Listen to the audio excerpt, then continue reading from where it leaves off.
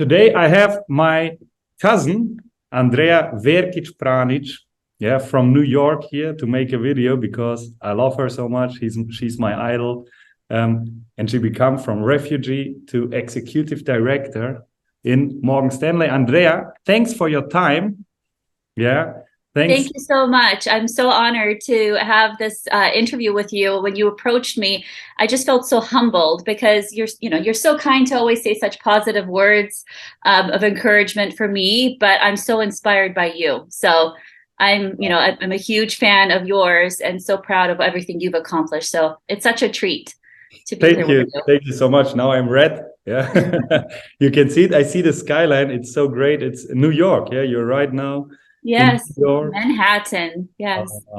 We love it. Yeah, we have Manhattan here, Frankfurt. Yes. It's Manhattan. It's the small Manhattan, but the real skyscrapers are in New York. Your family is in Utah. You're based in Utah. Yeah. Yes. Just tell us a little bit about you for the followers, because I want to show them, everybody, that everything is possible. Yeah, that America also, like Germany, is still making the dreams come true if you want, and it doesn't matter where you come from, so what you make from it. Just tell us a little bit about you, who you are, how old are you, because I know everything about you, not everything, but that you're a lovely mother, a great cousin, a great wife or your husband. But tell us a little bit about you. Sure. So thank you again for inviting me to be here with you. I just turned 37. We will just get that out of the way.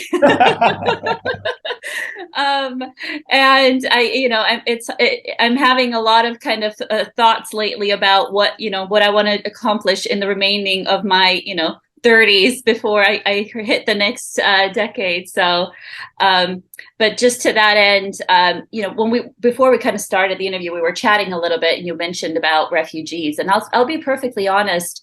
The title of classifying yourself as a refugee was not easy growing up. Right. You always feel different. So, we met in Germany, right? Yes. So I was born in Sarajevo. That's where my family's from. We immigrated to Germany right as the war was starting in Sarajevo. So we weren't part of the war, but you mentioned also the current war that's happening in Ukraine. I didn't realize the PTSD I would have from seeing those images of the kids on the bus leaving, because I was one of them 30 years ago. And, watching that on TV, it really brought back a lot of emotions and memories. As we were leaving our home at 5 years old, I didn't know where we were going, what we were doing. I thought we were going on vacation, not realizing how different our lives would be, when we crossed the border, and what that would mean for us being in a different country where you don't speak the language. Starting first grade in Germany, not speaking the language. After the war ended, we then looked for asylum and moved to the US. Again, refugee, a second time in another country, in another continent altogether. So as a child, I think in general, you always just want to fit in. You don't want to be different. And as a refugee, especially if you don't speak the language, you eat different food. There's things that as a child stand out where you just don't want to be different. And so I didn't like labeling myself as a refugee. I didn't like talking about my history and my past, to be perfectly honest, because I wanted to just fit in. And it was more recent that I started talking about my experience openly at work, openly in my community, because, as you said, it's important. It's important to share. It's important to recognize your path and share your story to hopefully inspire others, because I think we typically, as a society, like to generalize people, put them in a box, define them in a certain way, and limit their abilities just by doing so, right? And it's important to give encouragement to those that might not have the confidence to take on their full power of their life, but also to educate others that we are all the same, and that differences, though, different perspectives add value that you can't compensate with education. Yes, Yes. And so it's important to have diversity of thought, diversity of experience on your teams, within your community, to really improve everyone's quality of life. And so we all have something to contribute. It might not always be the same. It's not the same box, but it's important to recognize. And so I appreciate this conversation, because that's been my mission personally, over the last year or so. And really this year in particular, that was kind of propelled by the unfortunate war that's happening right now in Europe. Yes, no, great. So we had the same thinking. You didn't know that I'm thinking about, since a half year I have to make an interview with Andrea. Yeah, and I didn't know that you have the mission also to show the people, because it's such a great example. I think that it doesn't matter where you come from or which problems do you have. So it's what you do with it. Yes, and no complaining, just doing it. But my heart was broken, I know, as a child. I don't know in which year you went to US, because it was really heartbreaking. 97. Yeah. 97, yeah. So I was 7 years old. You were 11 or 12, I think. Yeah. Yeah, and we raised together also with your small brother. Yeah, father and mother. Yeah, it was great. And yeah, I just remember, okay, we are just doing it, and everybody, okay, it's another country, they don't speak the language, and just going. It was so, as a kid, it was so great. Yeah, and you had also a beautiful father. Yeah, and still a beautiful and lovely mother.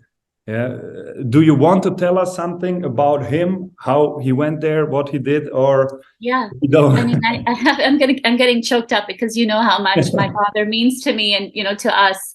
So I really appreciate you also, remembering him in the way that he was, and he really was special. And I truly have to attribute so much of who I am to my father.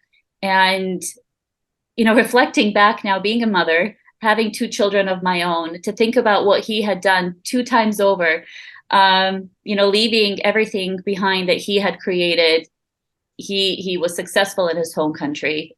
We were very well off, but to literally downsize your life to 2 suitcases, move to Germany where you don't speak the language, you have a family to take care of, and have no plan other than, I'm going to do it, and I have to do it, and figuring it out along the way. Right? He was a director at a company in Sarajevo. He became a forklift driver in Germany. He did what he needed to, right, to take care of his family.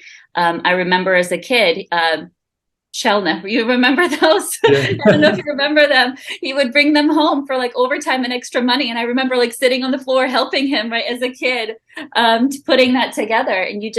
And I don't remember my childhood in a negative way at all. I remember love. I remember family. I remember togetherness, and just doing the right thing and getting through the tough times together. And so we just had settled and found a community, right, in Germany. I was doing well in school. I had friends. And all of a sudden, we had to uproot again, because the war asylum that we were on in Germany, was ending, and we needed to go back. And my dad, had the foresight to say, your mom and I would be fine going back home, but that's not a future for you and your brother. And what did he do again, right? Now we had 4 suitcases. So you doubled your quality. We doubled. We now have 4 suitcases and moved to the US. My dad didn't speak German, just as he didn't speak English. Again, started from scratch all over again, in a new country, a new society, a new culture. I was in 5th grade. My brother was 4. My mom didn't speak the language either. And he, again, just did what he had to do. He became a truck driver. Huh. And honestly, it was a sacrifice. I remember we were never separated. I mean, how close all of our family is, yeah. And you don't separate. And as a truck driver, he would be gone for 3-4 weeks at a time. Wow. It was very hard on all of us. It was hard on my mom. we were scared when he would go. My mom would, when he first started leaving, my mom would put furniture in front of the door, the front door. She was afraid someone would break in, and my dad wasn't home. So that was like her way of safety, right? And he, within a short amount of time, within a year, he bought his own truck, became a contractor, started his own business. And again, not speaking the language, within 5 years, he established a really solid business for himself. Enough where we fit in within society. He bought a nice house for us in a nice neighborhood in a good school district. That was always his number one priority. It wasn't so important of like, where we lived as much as what school district we were in. Yeah. That was his number one priority. And I don't know if you remember when we lived in Germany, we lived in a basement apartment for a while. Yes, it wasn't really an apartment, it was like a room. Yeah. But he learned that the school was good in that area. And that was the reason why. We lived there, and same when we moved to the US. So education was number one priority for him, as much as he couldn't help me learn other than math. Education was a priority. And so he was guided by creating a future for his children. Yeah. And everything I have and everything I've accomplished, I really attribute to him. He sadly passed away unexpectedly at the age of 44. I was 16. My brother was 9. It was a shock to our family. It's been 20 years. I still have a hard time, to be frank, dealing with it. It's grief that you carry in your heart for the rest of your life. But when you talk about, how you overcome, you have to find your why. You have to find your why you get up every day, why you put in those hours. You have to know what your passion and your mission is to get you through the hard times. And my dad is my why. Yeah, I know. My dad is my why. I still want to make him proud. And everything I do is really to show respect and honor the sacrifice that he made for our family. And I'm sure he's very proud of you. Yeah. I remember him. It was just 7 years, but as a lovely father for everybody, and also for us, for the other kids. Yeah, always happy, always smiling. We didn't know, or as a kid, when you come, how old I was 4 or 5. So we didn't know what you made through as a kid. We just knew, there's some family from Bosnia. They're living here now. Yeah, in small apartment, like 1-2 room apartment, us 10, 11, 12 people all together. Yeah, like we say in Croatia, di cela nije bijesna, tu kuća nije tjesna. So where the mind isn't angry, there's the house not too small. And it was so great. And the most astonishing thing I remember from him in these 2 years as a small kid, he was always positive, always playing, always joking around. Yeah. And we never, ever had the feeling he lost something. He lost everything he has. But he has everything what he needs, his family here. Yeah, and us. So there are also another people. They drink alcohol. They can't come through. They just complaining. Okay, this is the past. We are now here, and I always remember. Also, my mother says always, "Oh, you're like Vlado. You're like Vlado. Always making something. Always some money. Always something somewhere, and always with your family and lovely family, and with the kids and everything." And that's just in the 2 years, what I remember, and also from the stories from you, from my mother, from my father, how he was. Yeah, it was just very special. Yeah, and it's not easy to talk about him and not. It's not easy, but it's really special to honor him because he had such a positive impact and his life meant something to somebody, right? And to all of us. And so while he was with us on Earth for a short period of time, the impact he's had is really remarkable. And, it's wonderful that he was able to touch people outside of just his immediate family. Yeah. And inspire in such a way because he really was special. So yeah. So then you were 16, yeah, and again the whole world collapsed. yeah, as a kid, then you come here, then you leave, you have to learn the language. Then we also have to say, what strong mother you have, that she managed everything. Yeah, how did you manage it? I don't know yet. Yeah, we talk maybe sometimes about it, but I cannot imagine, because everybody says America has no security system, no social system like Germany. If you lose your job, you lose everything. How could she manage this? Yeah, I think about her so often. The strength. She became widowed at 39 with two children. In a country that she lived in for only 5 years. And again, attributing back, just the credit to my dad. When we came here, my dad said to my mom, go to college, get a degree.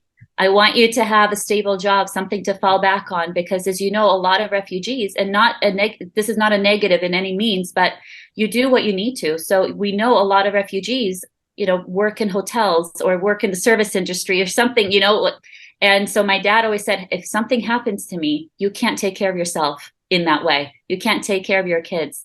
Get a degree. And so my dad worked hard so she could go to college, get a degree in accounting, and her first job was in a bank.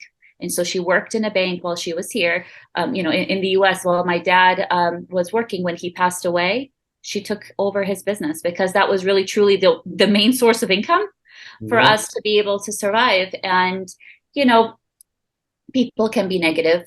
When my dad passed away, there was already conversations around us having to move out of the house, us not being able to afford, which is reality, right, of when you lose the head of the household. But my mom really used that as ambition and drive to do all that she could to normalize our lives as much as we can. She felt that we lost so much already with, our father, that she didn't want us to lose the safety, the comfort, the community, the schools that we were in.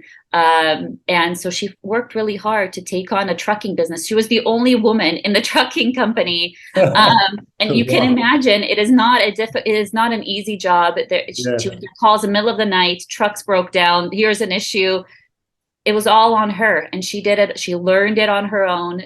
She ran it on her own for many, many years, until she ultimately, sold it. As we got older and kind of moved on, and she downsized her life to something that was more manageable for her. And the amount of strength she must have had to get herself together and move forward on her own, putting the shoulders and responsibility of being the head of the household and a mother, and the breadwinner, everything on herself is really, really remarkable. Her strength, I'm in so much awe of. And so, it was a difficult time for me. I was 16. Yeah. I was literally in bed for 3 months. I didn't talk to friends. I didn't go to school. I was so depressed. And we wouldn't label it as depression at the time, but that's what it is. I was grieving. I was truly grieving. My world collapsed. My dad was everything to me. He was my best friend. We talked 5 times a day when he was on the road. I just didn't know how life would go on without him. And as I mentioned, my dad was very particular about school. And so my teachers were very kind not to fail me, but I wasn't showing up to class, and they knew what I was going through. But I got my grades, and they weren't good that semester, as you can imagine, because, again, I wasn't showing up. When I got those grades, like, wow, my dad would be so upset with me. Yeah. He would be so upset with me. And that became my why. And that's really what turned it around for me, to say, I need to make him proud.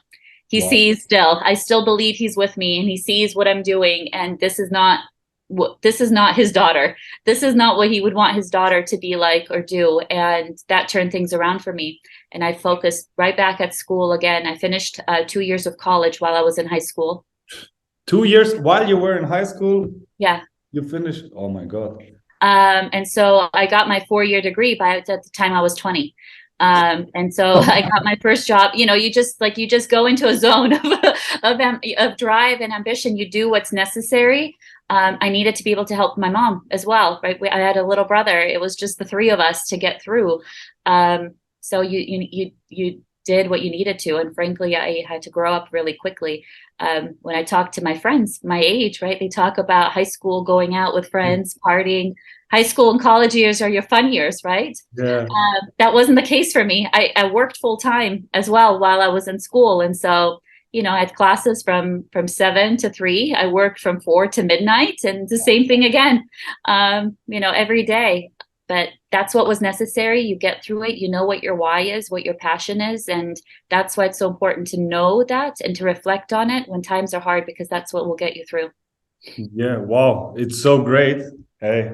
And I think for your father, if you wouldn't do it like you did it, he would be very mad and sad. Mad and sad. I left everything. I went in another country just because of the kids. And now just because I'm not here anymore. Now she's in depression. She's not going to school and everything. But it's so great that you found your why.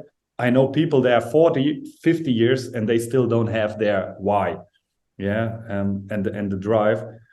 I always thought, okay, she has a good job. She's a lovely mother, but never heard this story. Yeah. Like this, because you are working a lot. I'm working a lot. We have a distance. Yeah. We saw us maybe since then. How many times we saw us? I think twice. Yeah. A few years ago on I think, wedding from Samuel, from our cousin. Yes. Yeah, you came here with your kids. And now last summer again in Croatia or something. Yeah. Yes.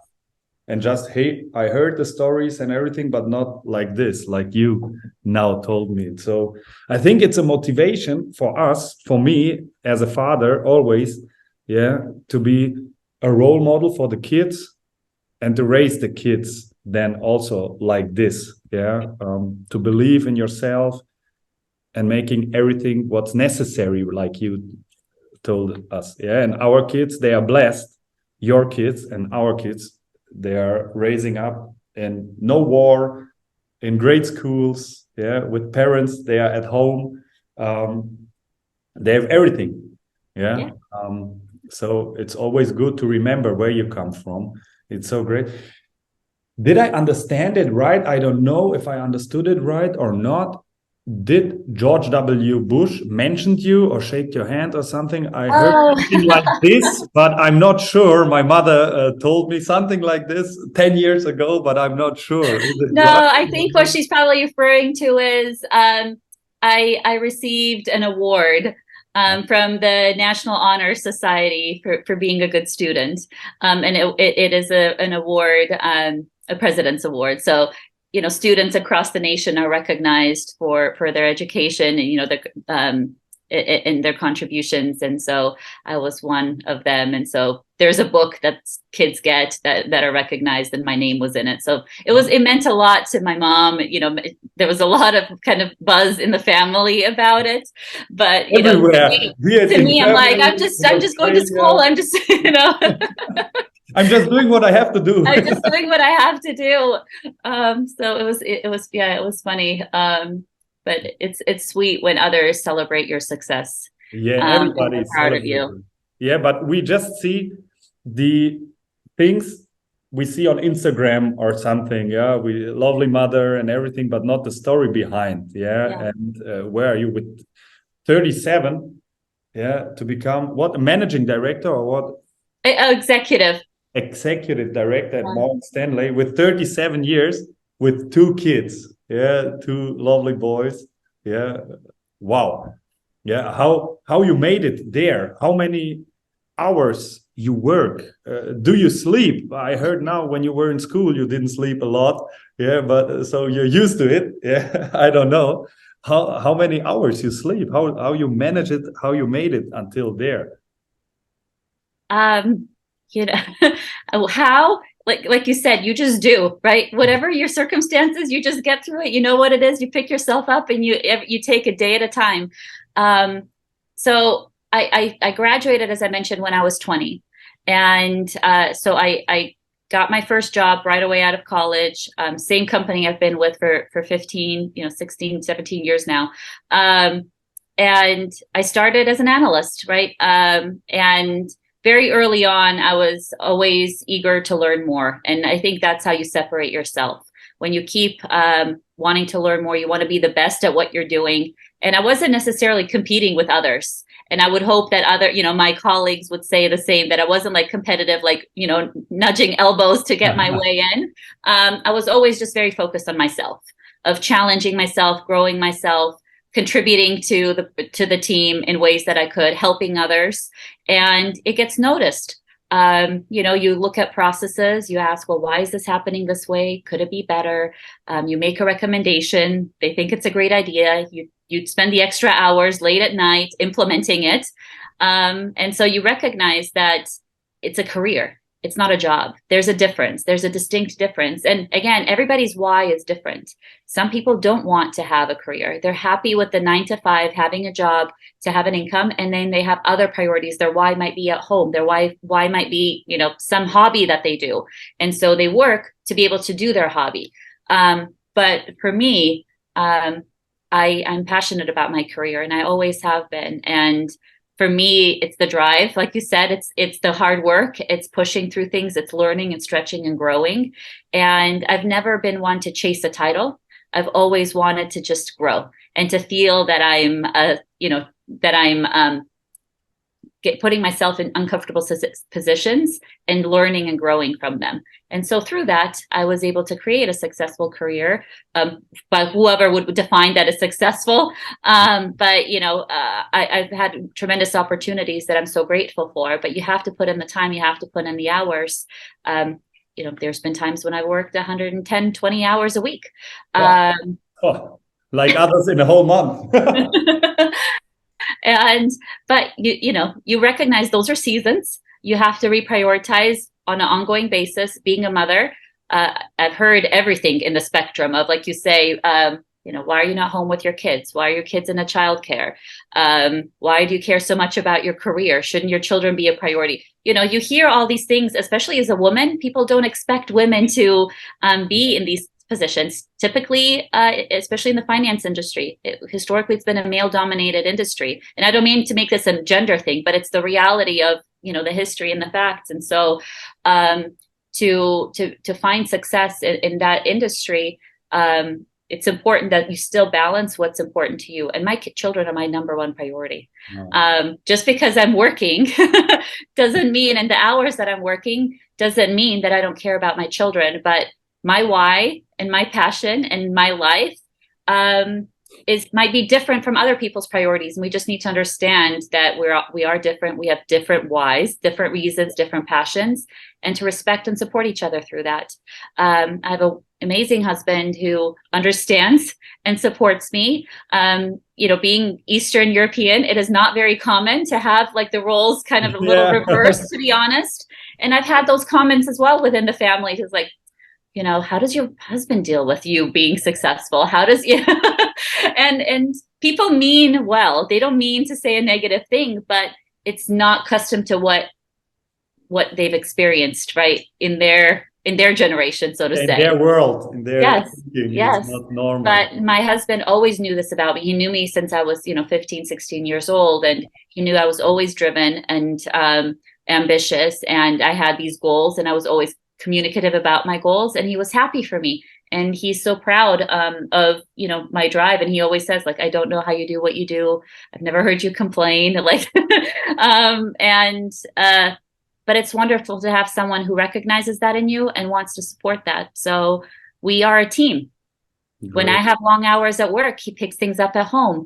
On weekends, I make up my list of to-dos, but you have to be a team. You have to communicate. And I don't do this on my own. You certainly put in the hours, right? There's a lot that I'm responsible for, but it's important to have a support system around you as well. And I'm fortunate to have one. Yeah, it's not possible. So it's really, really great. And I know also the people who are talking, she on Instagram, she looks like a perfect mother, but always is working and everything. It's also, you hear the jealousy a little bit out of it from some people, maybe because they don't accomplish their goals or something, or it's not normal to their eyes. Because of course it sounds like, and if I wouldn't know it better, like you're a superwoman. Yeah, like yeah, it's not a human what you are doing. Yeah, and here we are complaining when we work 10 hours or 12 hours sometimes. Yeah, when we sleep just 6 hours, and for you it's normal. Yeah, also to be with the kids and everything. It's so great. And what's also unusual for American kids, but it's a Croatian blood, that they play soccer, not basketball or football or something. Am I right? Yeah, you can't get away from your roots, right? Yeah. Yeah. They It's do play soccer. They both play soccer. They really enjoy it. They started playing tennis as well. I recently signed them up for piano, so I'm trying to expose them to a variety of, different things. That's what my dad did as well. When I was in Germany, the programs in Germany are so wonderful. Kids really can be signed up in so many after-school activities, and they're easy to get to. It's not as convenient in the US to do that. But in Germany it was, and every day I had something. I had gymnastics, I had dance, I had tennis, I had handball. People here don't know what handball is. they don't know in America. No, it's not a known thing. And so I had to Google and show them, like, this is what it looks like. It's like soccer with your hand indoors. Or like water polo on a court. Anyway, but I had something every single day. I had to do my homework before I could even eat when I got home. And every day he would look at my math homework and say, okay, let me make 50 more problems for you that you need to finish by the time I get home the next day. So I always had a very regimented and busy kind of childhood and life. And my dad expected a lot of me. Reflecting back, it was a lot of pressure. If I got 98% on a test, it was not good enough. 100% is only good. And he wouldn't say great job. He would say, that's what's expected. So it was intense. It was definitely intense. And with that intensity comes self-doubt, comes some level of anxiety and stress, right? To always be perfect, to always, be 100%. Yeah. And as an adult, I had to learn to give myself a little bit of grace. But I still have a high bar. And sometimes my high bar stretches outside of, me and it can impact, my expectations of my husband or my children. And I have to check myself. I don't want to do the same, put the same stresses on, but there is definitely value in setting standards and expectations and discipline very early on, because I truly believe that the way I was raised had an impact in how I am as an adult. Yeah, this is great. And thank you for sharing us this, because my wife is also very strict with the kids, disciplined, but like your father, very lovely. Yeah, and kids need some some discipline, and some absolutely. We're their guide. And if I didn't have the lessons I had in the 16 years of my life from my dad, I would have had to figure a lot of things out on my own, but he gave me the guidebook very early on. And I give a lot of credit to him for that. And my mom helped carry it through, after he passed. So I feel very blessed with the parents. And I know that you and your wife are amazing parents. And I'm so proud of everything that you've accomplished in the family that you have. It's beautiful to see. You should be proud as well. Thank you. Yeah, thanks God. Yeah. And how can you look so good at? We have here 1:45, so it's 7:45 now a.m. in New York. We are with the sunrise in New York, and you're already finished. You have your next meetings. How is your day? I just wanted to make the interview 15 minutes, but it's so great now. We could talk the whole day, I think, but you have a lot of emails. How your day looks, like a typical day from Andrea Verkic Pranic as an executive director now in New York. How many emails, meetings? I will say my day is a little bit easier in New York than it is when I go back home, because certainly I have, there's a lot of meetings, people to meet and such, but you're able to be at work, focus on work. And I'm on the East Coast, so I get 2 hours in my day back. When I'm back home in Utah, my meetings start at 5:30 in the morning.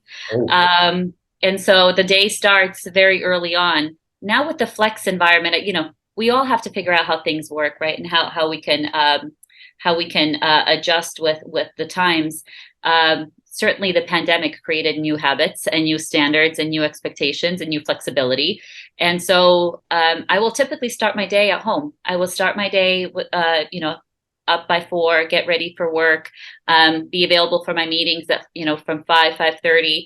I try to leave at least 30, 45 minutes in the morning to get lunch ready for my kids before they go to school, to see them. And then I will drive into work and be at work typically until 8 and 9 o'clock at night. Some days I'll try to get home earlier so I can be home for dinner, but that's not always possible. And so we talked a little bit about, the type of mom that I might be, and it might be a little bit untraditional.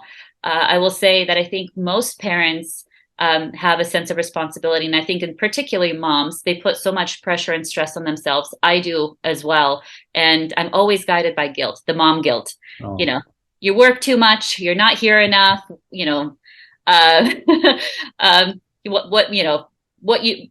whether you're able to come to soccer practice or not, I always make it to the game. I will always make it to the game, but maybe not to the practice. And so you have to find what works for you, and you have to flex your work and your life. Sometimes I have to take a little bit more away from my work to be able to give more to my family based on what's needed at the time. And other times I have to flex the other way. Yeah. But what I always say is it's quality over quantity. Yes, that's what I wanted to say. It's the quality. It's the quality over the quantity. You can be home all day with the kids, but if you're distracted, cleaning, doing these different things, which they're all important, right? But I'm just saying, if you don't engage in quality conversations, interactions, that presence is not impactful to your child, right? It's the one-on-one time. It's the time that you spend having conversations, the time that you go to games together, the times that you have chats in the car together, the time that you do homework together. It's the quality time. Those and are the learning to be focused on the kids. Yes. I'm sometimes also with the kids and then looking at the phone, email or phone call or something, but normally it can wait. Yeah, like you say, the quality time, the focus. The quality time. It's the quality time. And my children are so wonderful. I think we all are biased to our children, but they truly are. Last night, my husband called me. They got grades from school. And so we were on FaceTime. They were around the table. I was on FaceTime with them. Andre was opening the envelopes to check their grades. And we're going through everything. How's maths, how's science, how's English? And I'm so proud of them. They have all A's. They have, the highest grades in citizenship, being good listeners, good friends.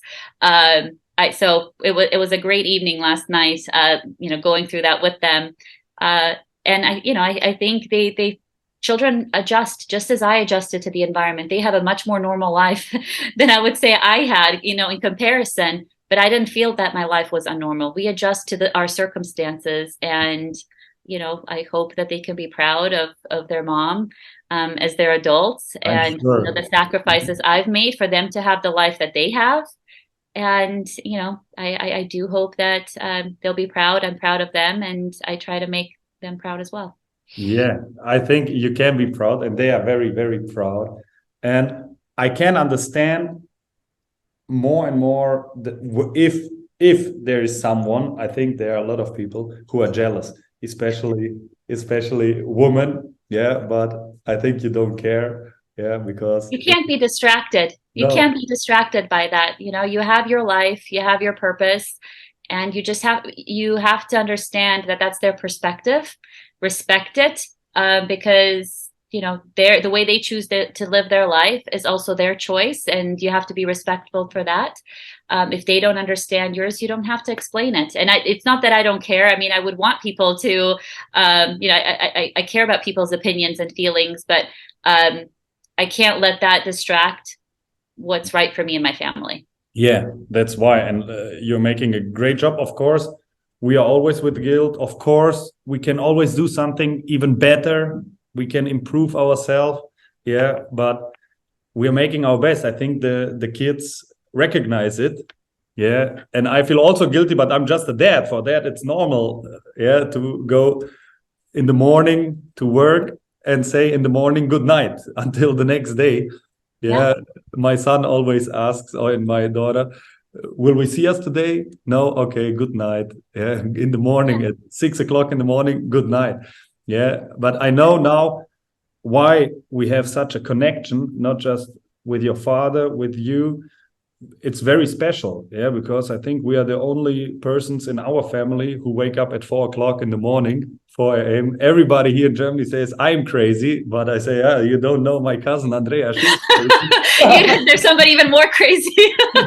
There's always somebody who's even more crazy. And working a lot, sorry that I have to say it, the ass off. Yeah. And to be a role model for a lot of people, for a lot of young people. Just for the end, do you have some tips or something for young people, not just for the refugees, yeah, also for young people, also who are in bad situations, in good situations, just a little input. Yeah, I think we touched on a lot of it, but I would just say, it's important to self-reflect. It's important to know yourself. It's important to know what's important to you and your why. And your why may change as the years, your why today might be different from your why next year. But it's important to self-reflect and know what your passions are, what your ambitions are, what you want out of life. Create that image for yourself and work towards it and be focused on it. You have to have passion to be able to get through the hard times. And hard times will come. We can't avoid them. There's always something. Life has a way to give you a curveball, but it's the hard times that you learn and grow from. And so you have to reflect on that and stay true to yourself. Things will not always be fair. Yeah. There's many things that happen in my life that weren't fair, whether it's, losing my father, losing our home, having to move. You would say that life wasn't fair in some aspects. There's situations at work or, in your family or with friends where circumstances may have not been fair. But you just have to recognize that if you stay focused on your priorities, on your path, it will always work out. Wow. It will always work out. You motivated now me. Yeah.